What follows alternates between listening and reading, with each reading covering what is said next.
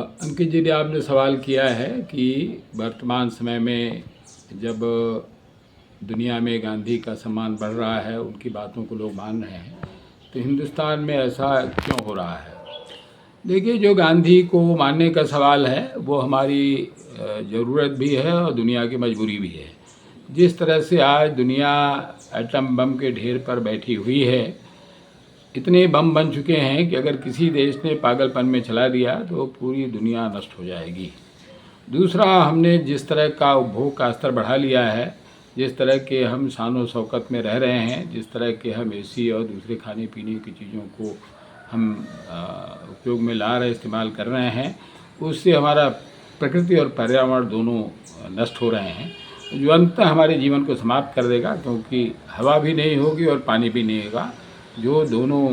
बुनियादी जीवन के लिए ज़रूरी हैं।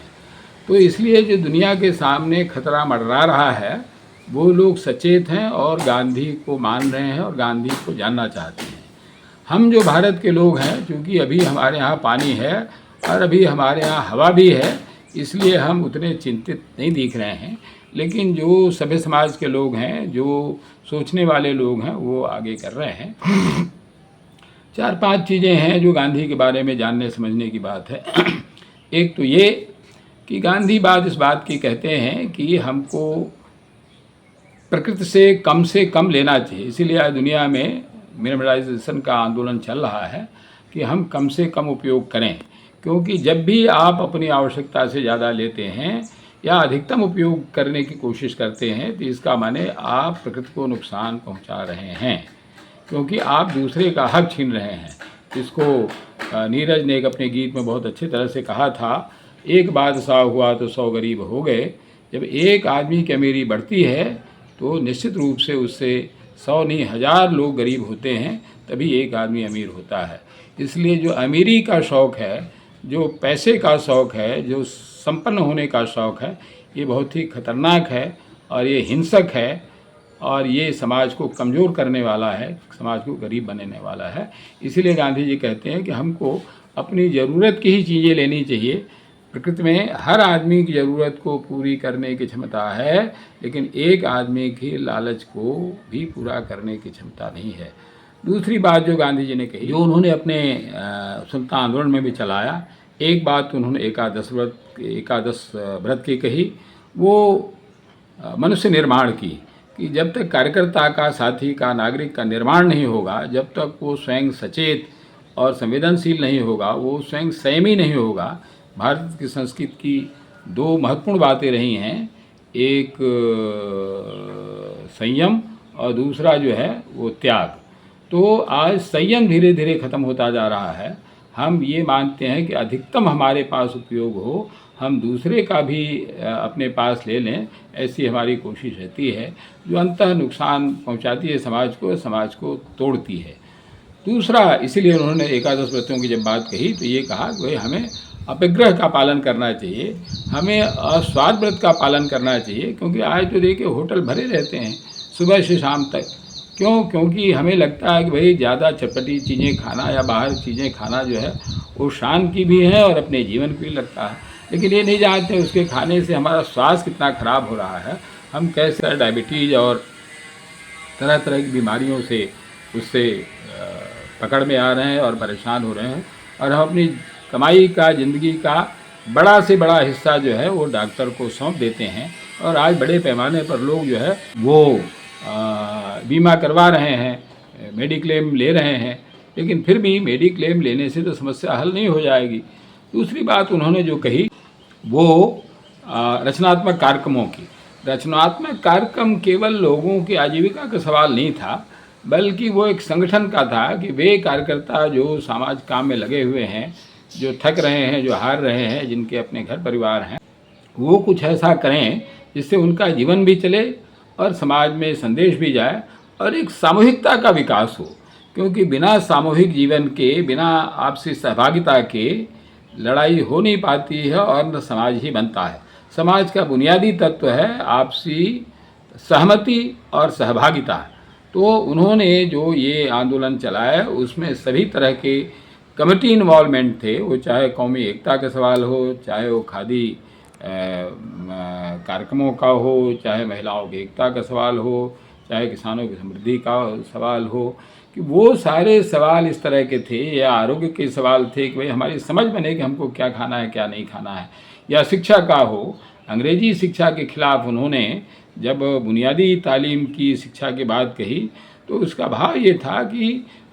हर मनुष्य के अंदर, हर बच्चे के अंदर जो हुनर है, गुण है, वो निकल करके आए, उसका विकास हो और वो बच्चा अपने समाज को कुछ दे सके। लेकिन आज तो जो हमारी शिक्षा है वो हमारे अंदर का निकालने का तो छोड़ ही दीजिए, आज तो पूरी शिक्षा हमारे जेब का निकालने में लगी हुई है। इतने लड़के इलाहाबाद में और बनारस में और पूरे देश भर में करोड़ों की संख्या में डॉक्टर, इंजीनियर, पीएचडी नौजवान बाहर निकल करके सड़कों पर टहल रहे हैं, घरों में अपमानित हो रहे हैं, लेकिन उनको कोई नौकरी नहीं मिल रही है। तो ऐसी स्थिति में गांधी ने जो स्वावलंबन और स्वाभिमान की बात कही वो बहुत ही महत्वपूर्ण है। लेकिन उससे भी ज़्यादा महत्वपूर्ण यह बात है कि आज समाज में जिस तरह की आपाधापी है, जिस तरह का व्यवहार है, आज हिंदू मुसलमान एक दूसरे के कट्टर विरोधी हो गए हैं, जो सवर्ण लोग हैं वो दलितों के विरोधी हो गए हैं, जो अपने ही देश के नागरिक हैं, उसमें गांधी जी ने ये कहा कि भाई हमें सबको ईश्वर ने बनाया है, सबको प्रकृति ने बनाया है, इसलिए सब हमारे भाई हैं, सबके साथ हमको प्रेम के साथ रहना चाहिए, वो चाहे हिंदू हो, चाहे सिख हो, चाहे ईसाई हो, मुसलमान हो। अगर हम यह भेद करने की कोशिश करेंगे तो पूरा देश टूटेगा, दुनिया के तमाम देश टूटे हैं, भारत भी टूटेगा। इसलिए जो इस देश को लोगों ने जोड़ करके रखा है, जो यहाँ की अलग अलग भाषाएं हैं, अलग अलग साहित्य है, अलग अलग धर्म हैं, लेकिन फिर भी लोग एक साथ रह रहे हैं। तो जब तक हम सहिष्णु नहीं होंगे, जब तक हम सहनशील नहीं होंगे, जब तक हम दूसरे धर्मों का सम्मान नहीं करेंगे, तब तक ये देश एक नहीं रह सकता है। इसलिए गांधी ने कहा कि हमको अहिंसक व्यवहार भी करना चाहिए, अहिंसक भाषा भी हमारी होनी चाहिए, और जब तक हमारा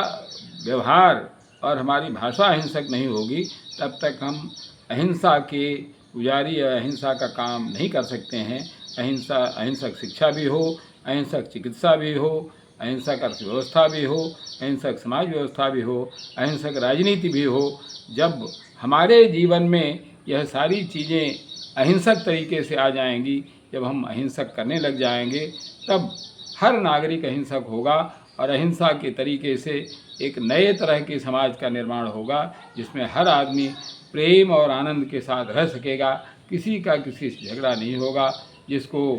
गांधी ने भी कहा, जिसको तुलसीदास ने कहा कि राम राज्य आएगा जिसमें किसी को भी किसी भी तरह का दुख नहीं होगा। तो राम राज्य उसी बात का है, और राम राज्य जीवन में या परिवार में या समाज में तभी आता है जब हम समझ के साथ जीते हैं। और लोकतंत्र भी इसी का नाम है, असहमतियों के साथ जीने का। जब हम असहमति के बावजूद भी एक दूसरे का सम्मान करते हैं, एक दूसरे की बात को सुनते हैं और एक दूसरे के साथ रहने की कोशिश करते हैं, तभी लोकतंत्र भी चलता है, तभी परिवार भी चलता है, तभी समाज भी चलता है। अगर हम अपनी बात पर ही अड़े रहेंगे, अपनी बात को ही श्रेष्ठ मानेंगे, अपने ही धर्म को श्रेष्ठ मानेंगे, दूसरे धर्म को हम नीचा दिखाएंगे, तो ऐसा नहीं चल सकता है। इसलिए गांधी की बात महत्वपूर्ण इसलिए है दुनिया में सभी जगह कि जो देश गांधी के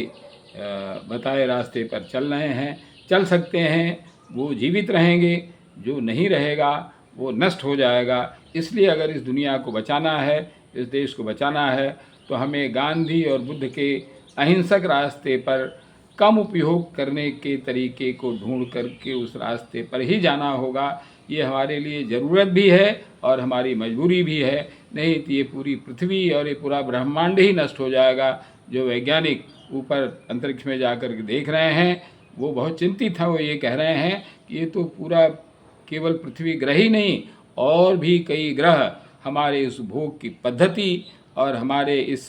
जो परमाणु विस्फोट के तरीके हमने ढूंढे हैं, इससे पूरी पृथ्वी ही नष्ट होने जा रही है। इसलिए आपके चैनल के माध्यम से हम दुनिया के सभी लोगों से निवेदन करना चाहते हैं कि अगर हम अहिंसा के रास्ते पर नहीं चलेंगे, हम गांधी के रास्ते पर नहीं चलेंगे तो हम इस दुनिया को नष्ट करने वालों में होंगे, हम इस दुनिया को डुबोने वाले में होंगे। इसलिए आप सबको इस प्रार्थना के साथ मैं अपनी बात को पूरी कर रहा हूँ कि ये जो